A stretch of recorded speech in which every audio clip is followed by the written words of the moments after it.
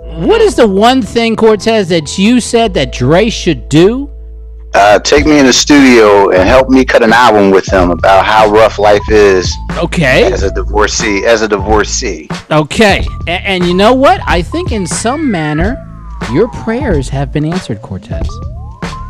So our people's, once again at TMZ, they have found out that Dr. Dre is letting out his frustrations over his pending divorce with Nicole Young in his music. And he's not being subtle with it either. So there is officially a new track that was previewed this past Monday. Dre dropped some explicit lyrics about his estranged wife and their nasty divorce proceedings. This is what his rap says. Trying to kill me with them lies and that perjury. I see you trying to fuck me while I'm in surgery. I see you deathbed on some money shit. Greedy bitch, take a pic. Girl, you don't know how money get. Dre coming hard with that. And as TMZ reported, he went right back into the studio after being released from his recent health scare, suffering what could have been a fatal brain aneurysm. So it's unclear if Dre makes any other references to the divorce or Nicole on the track. So now, if you remember, Dre and Nicole's legal war hasn't seen a pause whatsoever since she's filed for the divorce last summer. Most recently, she filed a motion asking for access to their home amidst suspicions of a mistress, and was granted temporary spousal support, a one-time payment of $2 million.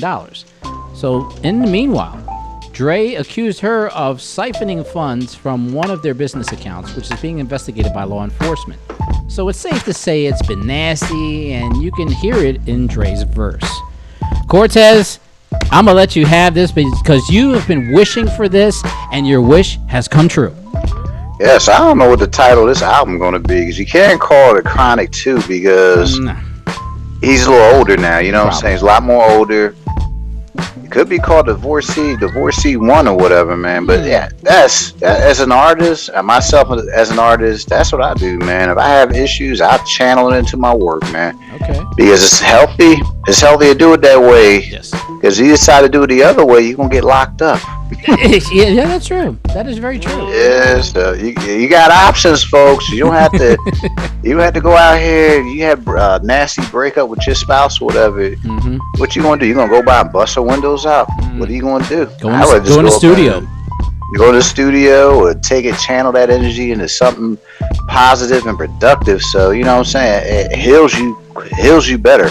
I'm being real with you. 100% on that. So GPS, I'll recite these raps again because, you do have experience in dealing with the issues as far as divorce and everything goes. But here are the lyrics again.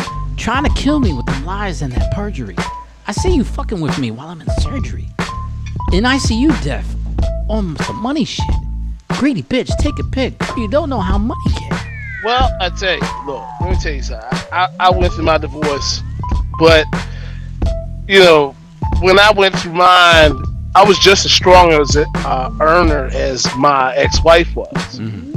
So for her to throw little barbs and things that didn't really bother me so much because, I was out of the house most of the time. Mm-hmm. We were both out of the house most of the time because we were both working so much. I was on the road during the week, Monday through Friday. I'm working on the weekends up in Trenton. And then I'm back on the road come Monday morning. So we weren't around each other much, but it was only enough to really just keep it going. And in this particular instance, he understands, well, look, you're kicking me while I'm down, and I'm in the hospital, you're kicking me while I'm down, but, that's fine. I got some money. I'm going to get through this. He's able to tell her, listen, this is just about over. Now that I'm back to full health, now I'm going to show you what's going on. I have money. You can't get at it like you thought you were. Right. And now I'm about to show you how it's really going to go. Mm-hmm. And now you have him in the studio creating some music over it. Right. But trust me, I feel his pain. I mean, not to the magnitude of what he's got going on, but I feel it all. Ooh. Oh yeah, yeah. It's a hurt piece. But either way, the most important thing, Dre, we're happy that you're back in the studio. We're happy that you're, still doing your recuperation from the aneurysm and everything. Because, I mean, times have been hard for you. We see that.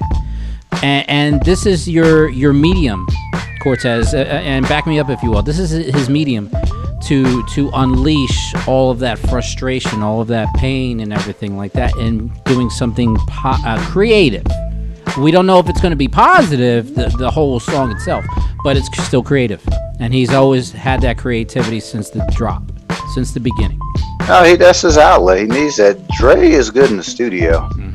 I think, honestly, when Dre stops going to the studio, that's when all the stuff jumps off, man. You know what I'm saying? Because then I don't know how he's been up in the studio, because I don't keep tabs on him, but when you in the studio and you putting out good stuff, you want to continue doing that. Plus, he got like a whole roster full of artists, man, that he works with. So this was, he needed. I think he needed to go back to some type of normalcy, some type of routine of just going in the studio and working, man. He enjoys what he does. To him, that's not going to work every day. To him, this is literally going to play every day. Shout out to you, Dre, and once again, speedy recovery.